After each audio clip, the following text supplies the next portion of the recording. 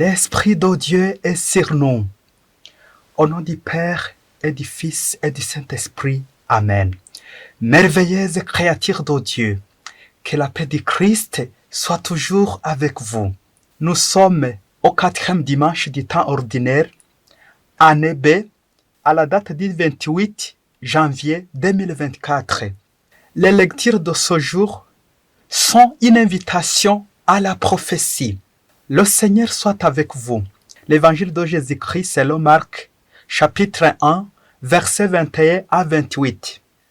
Jésus avec ses disciples, il pénètre à Capharnaüm. Et aussitôt le jour du sabbat, étant entré dans la synagogue, Jésus enseignait. Ils étaient frappés de son enseignement, car il les enseignait comme ayant autorité, et non pas comme les scribes. Et aussitôt il y avait dans leur synagogue un homme possédé d'un esprit impur, qui cria en disant, « Que nous veux-tu, Jésus le Nazaréen, es-tu venu pour nous perdre?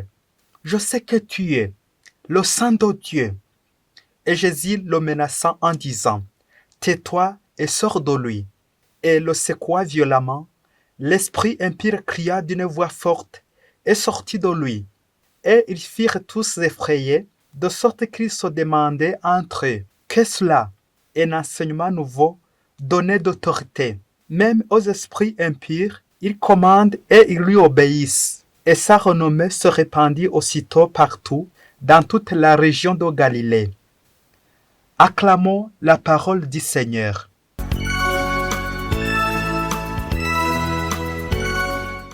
Très chère merveilleuse créature de Dieu, encore une fois, que la paix de Jésus-Christ notre Seigneur soit toujours avec vous. Les lectures de ce dimanche, 4e dimanche du temps ordinaire, met en évidence le caractère d'un homme de Dieu qu'on appelle le prophète. Notre méditation va partir d'un adage qui dit « L'autorité n'est jamais absente. Bien sûr, il n'est ni en retard. » Cela pour signifier que Dieu, l'autorité suprême, l'autorité par excellence, est parmi nous, spécialement à travers ses envoyés, comme nous l'avons entendu aujourd'hui.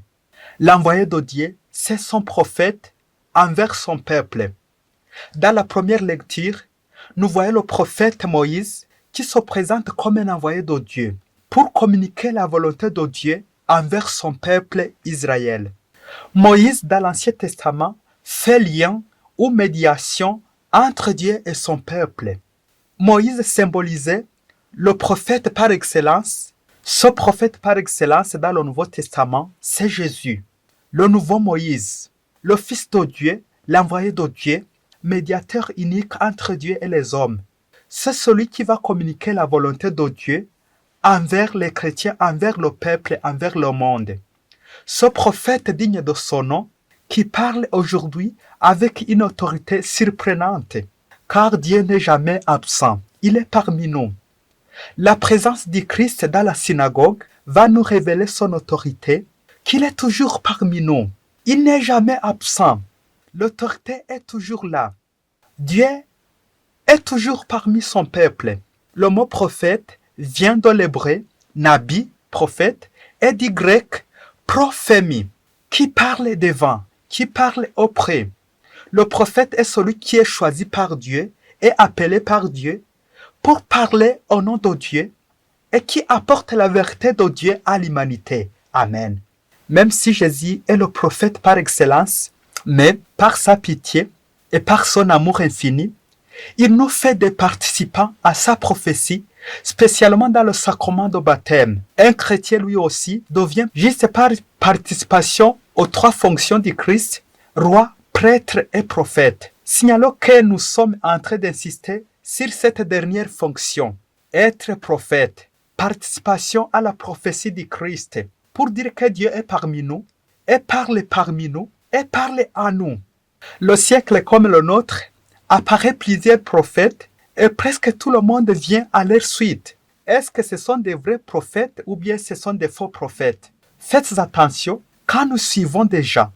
La Bible et surtout l'Ancien Testament dégagent plusieurs critères de discernement d'un vrai prophète pour nous mettre en garde des faux prophètes. Plusieurs critères de discernement d'un vrai prophète peuvent se résumer en deux, et cela comme référence dans le livre dit Deutéronome, chapitre 18, versets 21 à 22, et dans le livre du prophète Jérémie, chapitre 28, versets 7 à 9. Comment discerner un prophète? Premier critère, c'est l'accomplissement du message. Et on dit, peut-être vous demanderez-vous, comment saurons-nous qu'une prophétie ne vient pas de l'Éternel? Sachez donc que si le prophète annonce de la part de l'Éternel une chose qui ne se réalise pas, si sa parole reste sans effet, c'est que son message ne vient pas de l'Éternel. Amen. Deuxième critère, c'est la conformité avec la doctrine de Dieu. Il est conforme à ce que Dieu dit, car Dieu dit la vérité. Voyez un peu comment ces critères peuvent se réaliser en Jésus-Christ, le prophète par excellence, quand il accomplit sa fonction de prophète dans la synagogue, dans son enseignement, car l'autorité n'est jamais absente. L'enseignement de Jésus. Dans cet évangile d'aujourd'hui, Jésus enseignait dans la synagogue. En quelques lignes, revient 4 fois les mots enseigner ou enseignement. L'enseignement de Jésus étonne. D'où lui vient cette autorité? Rien n'est dit du contenu de cet enseignement. Nous découvrons plutôt la parole en acte. La bouche de Jésus coïncide avec son cœur. Jésus fait ce qu'il dit. Il y a pleine cohérence entre sa parole et ses actes qui lui confèrent son autorité.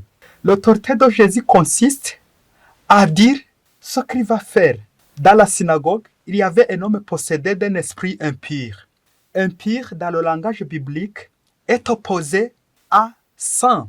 La sainteté est de l'ordre divin et l'impureté est du côté des forces du mal, des forces sataniques. Cet esprit impur coupe donc l'homme de la vie divine en lui. La seule présence de Jésus provoque une violente réaction. La lumière vient démasquer les ténèbres, la vérité, le mensonge. Toute la mission de Jésus est là et se résume dans cette phrase. Jésus vient pour convaincre définitivement les forces du mal. Jésus vient pour guérir. Jésus apporte le salut. Les termes du combat sont posés, dont la victoire finale se manifestera sur la croix. Jésus qui nous sauve par la croix. Dans cette méditation, nous allons examiner l'autorité de Jésus dans notre vie en insistant sur cet esprit impie qui coupe donc l'homme de la vie divine en lui. Le mauvais esprit qui nous prive de Dieu.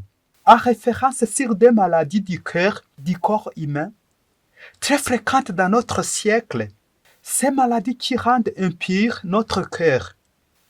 Il s'agit de l'hypertension et de l'hypotension. L'hypertension signifie pression du sang trop élevée dans les artères, tandis que l'hypotension, c'est le contraire, c'est une baisse de la pression sanguine dans les artères. Ces deux maladies, l'une se rattache à l'excès, l'hypertension, tandis que l'autre se rattache à la carence. Ces deux maladies du cœur peuvent être appliquées à notre vie courante dans le discernement des faux prophètes. Le cœur comme le centre du corps peut être comparable à Jésus. Jésus le centre de la vie.